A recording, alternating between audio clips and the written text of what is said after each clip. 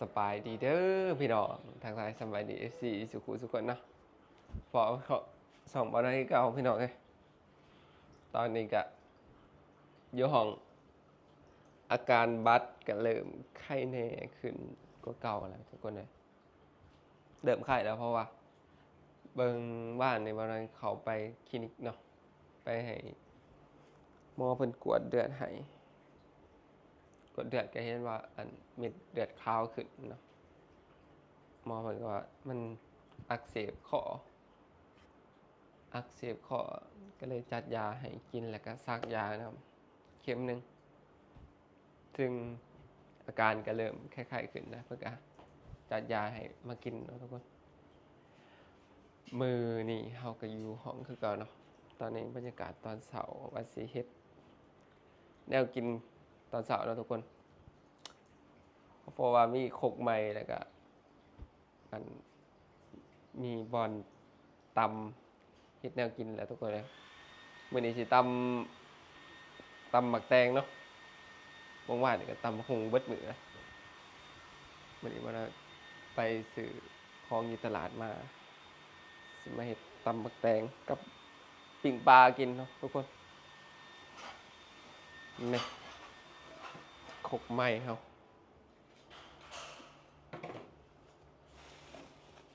มื้อนั้นตำบักหุ่งจนเบิดเนาะไปถิ่มก่อนถ้าไปเต้นรถดิไอเชียวอัดเป่าผม อยู่ในหนอกเขาไม่ได้หรอก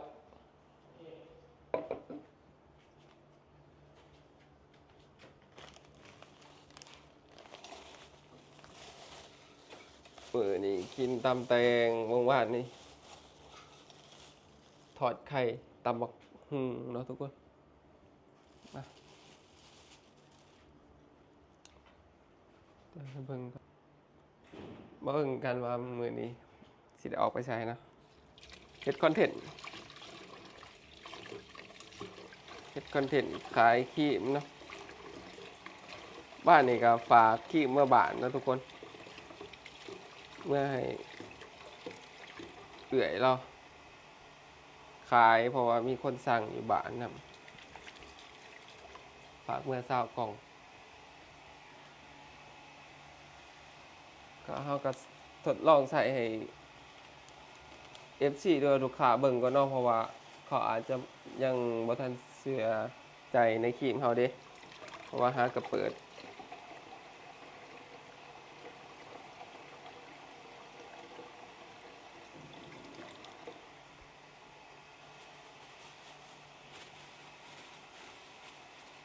เบิ่งคลิปอยู่บ้านก็เข้าบ่น้อยเริ่มงามแล้วพี่น้องเอ้ย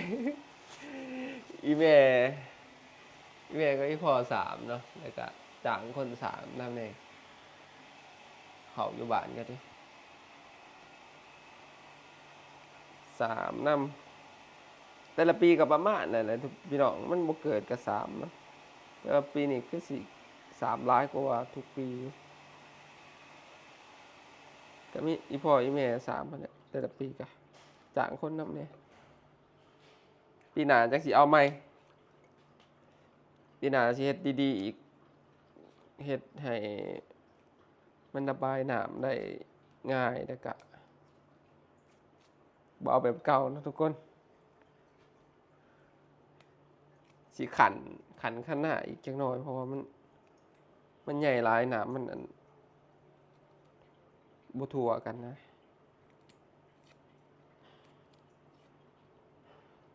มื้อนี้น้องอันว่าสิขึ้นมาทุกคนน้องอันสิขึ้นมาเด่นเวียงพอดีสิฝากกีตาร์ขึ้นมานำพอบ่เหงาคิดฮอดกีตาร์ขึ้นมากับละสาวก้อยตอนแรกน่าจะตอนเช้ามื้ออื่นฮอดแหม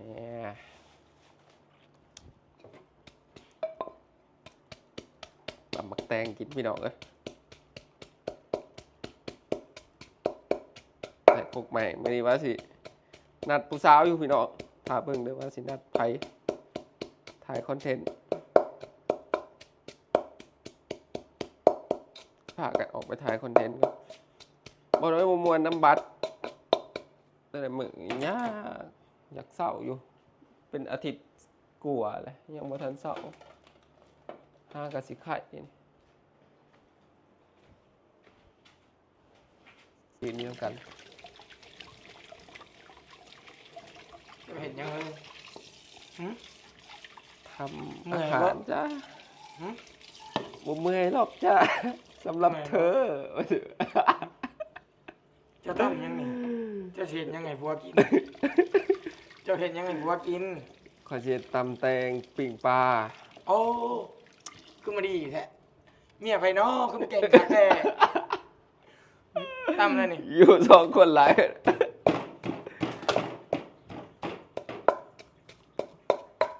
พ่อเลยเฮ้ยพ่อแหละ พอแล้ว ตำแตงกินเนาะเฮา โดย พ่อใหญ่ครับสีไม่ใช่พ่อใหญ่ครับสี คำซีมันไปที่ดงละ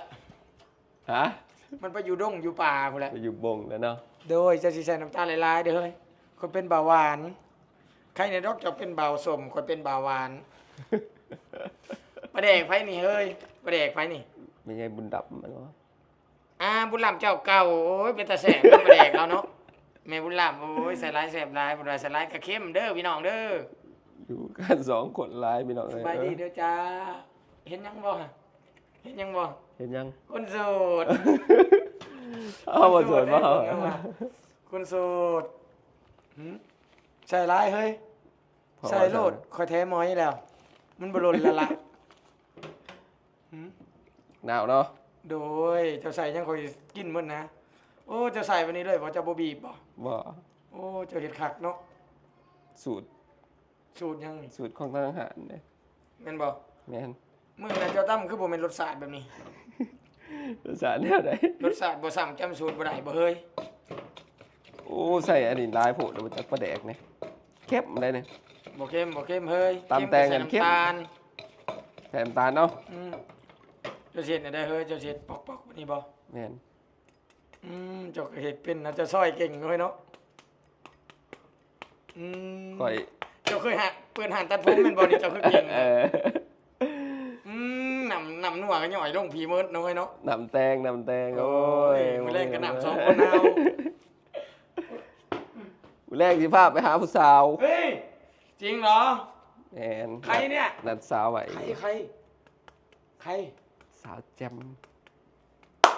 จ้อยกับสาวแม่ม แม่มอย่าเฮ็ดคอย เออ เช้าแม่มมื้อได้สิมาวันที่เท่าใดแล้วมื้อนี้ วันที่17นาที โอ้ดนมาดิเอ้ยเช้าแม่มเนาะ ตายผลมาจากกิน2 คน กินให้หมดเด้อ ค่อยๆอย่าเฮ็ดเผ็ด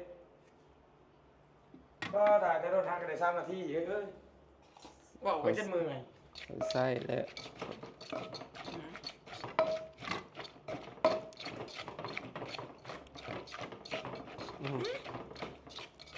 มีขกแล้วก็ อยากตำตลอดแล้วเนาะ ว่าอยู่ห่าน ต อยู่ห่านเขามันบางทีเขาก็ตำจักอย่างไรเนาะแพงอีกเลยขกละ20-30ผู้ หน้าใสเฮ้ยหน้าคือใสแท้เดี๋ยวนี้ขึ้นมาอยู่เวียงหน้าใสเลยใส่ครีมอย่างเด้นี่ครีมบุญโฮมบ่นี่ เหมือนโฮม ข้าวนี่เลยหน้าบ่หน่อยใสคือ มันบ่มีซิวแหน่นี่เนาะ ซิวก็บ่มีหน้าแบบมันอยากเนียนนั่นน่ะเนาะมันอยากเนียนก็แต่เก่าหน้าบ่ได้เป็นอันนี้ได้หน้าหน่อยหันเลื่อมๆแล่ๆเดี๋ยวนี้มันซอกออกพี่น้องเท่านี้ ใส่ดี ถ้าใส่นี้เด้อตอนกลางคืนทางนี้เจ้าข้าชะนีลายพุ่นแล้วมันจะเห็ดอองตองอยู่นี่ ว่าเดียวอะ ถ้าอยู่นี่แน่นี่แหละ มือแรกสิบ่ท่าบ่นี่ ถ้าโลจะเป็นยัง ขกกระทะบางๆเลย มีแต่คนใส่ครีมคอยนะไปแข่งแดดไม่เรียกมาใส่ครีมแล้วไปแข่งแดดผู้ใดเนาะ อืม เขาต้องท่ากันแดดลายจะพ่อคนขาวเขาจังอันนั้นเนาะ เขาบ่ค่อยสู่แดดได้เด้อพวกกันคนในเมือง ไป ให้พี่น้องไปเบิ่งตอนกินเบิ่ง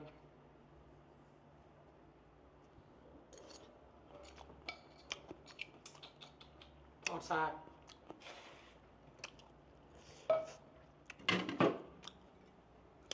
คืออะไรเนาะเดี๋ยวนี้มีเพื่อนคู่อะไรนะบอน้อยมีเพื่อนคู่อะไรพี่น้องเลย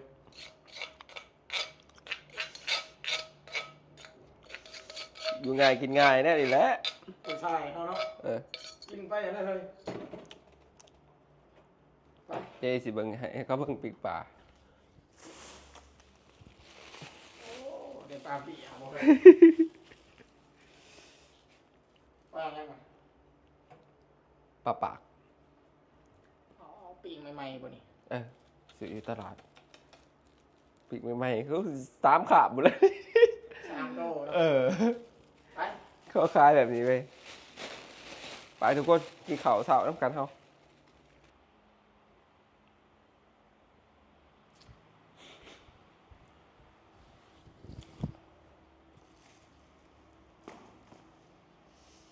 สบายดีอีกเทื่อเด้อพี่น้องมากินข้าวน้ำกันเอาบวงกัน มาเลยใช่ปะ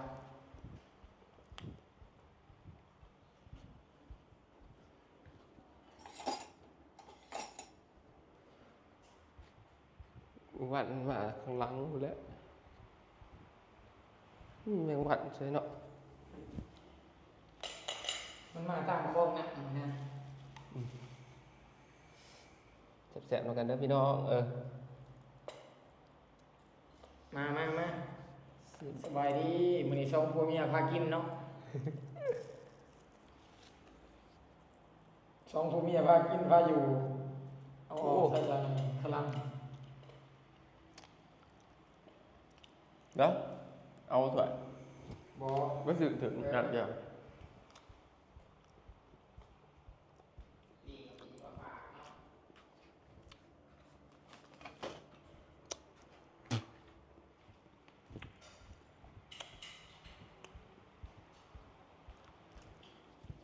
ทำงานดีเอาใส่กัน3 ตัว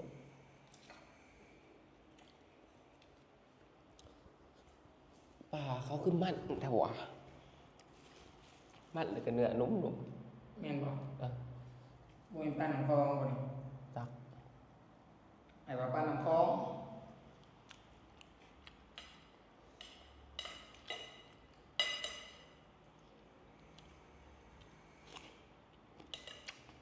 ปลาหนังคลองนะเนาะมีบ่ปลาที่หนังคลอง เขาไม่เหลือนะ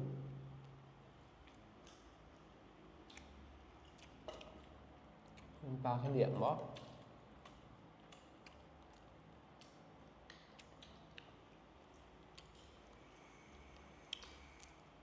เนื้อมันก็หนุ่มครับเนาะ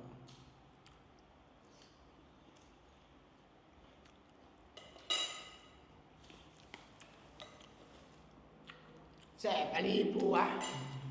แซลมอนนะเด็ก ออกเข้มๆเลย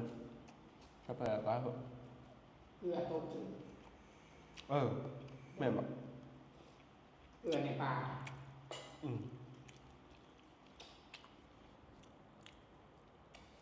ใช่ไม่ได้ปลาเนี่ย อืม เนาะเนื้อมันหนุ่มดีมากดีคล้ายกบปลานิ่มอยู่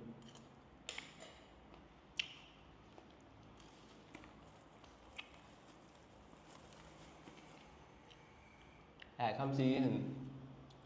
นอนอยู่ห้องไอ้เกี้ยวนะพี่น้อง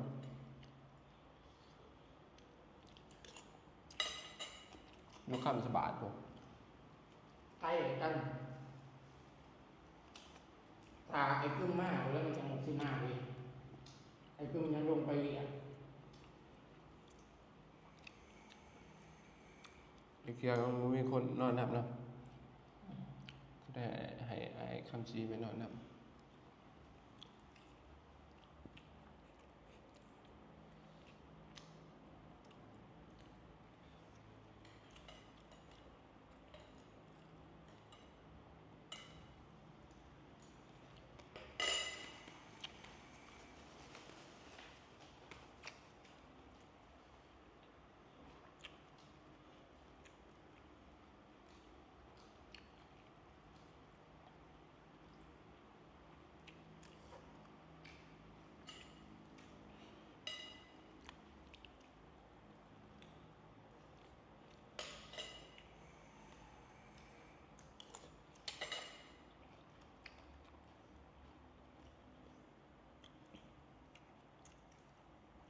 มันนอก อืม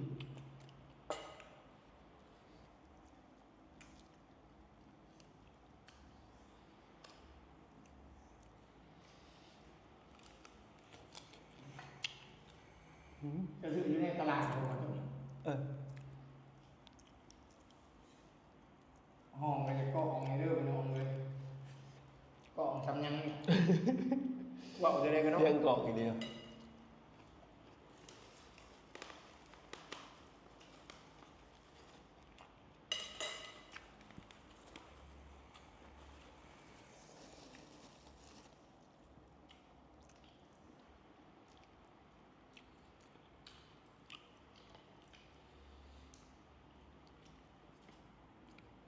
แซ่บอยู่เนาะอาหารเช้าเขาวเขากินบหลายเนาะซื้อกันซื้อมาหั่น กินบุ้ง กินบ่เบิดถิ่มซื้อๆก็ได้ซื้อน้อยๆไป10,000ซื้อ20,000แหงถิ่มซื้อๆก็สิได้ ช่วงนี้กินข้าวลายเนาะ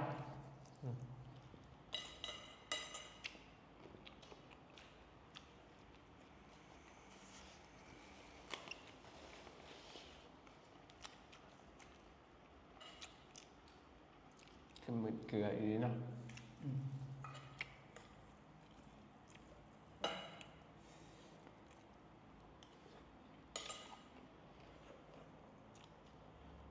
ระวังกังได้ถ่า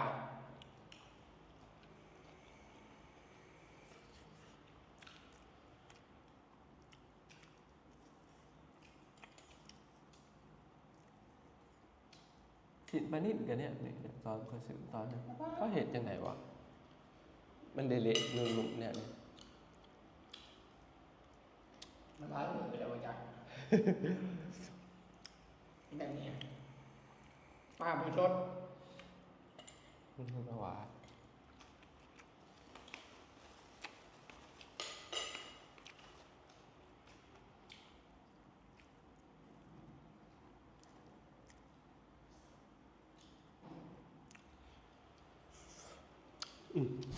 พอแล้วพี่น้องเลย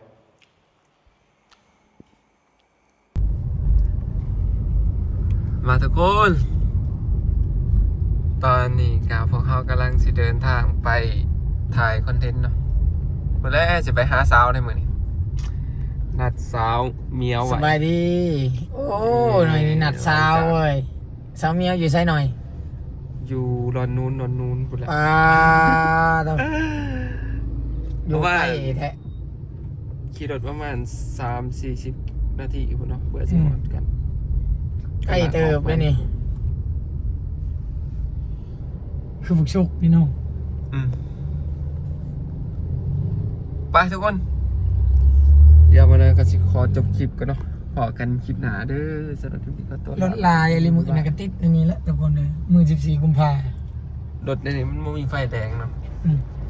สี่แยกมันมีไฟแดงเลยทุกคนตัวนี้โอ้ยรถร้ายขนาดนี้โอ้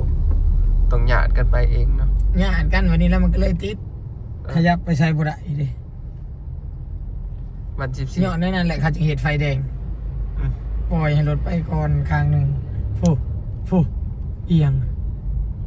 สะดุกดวกมา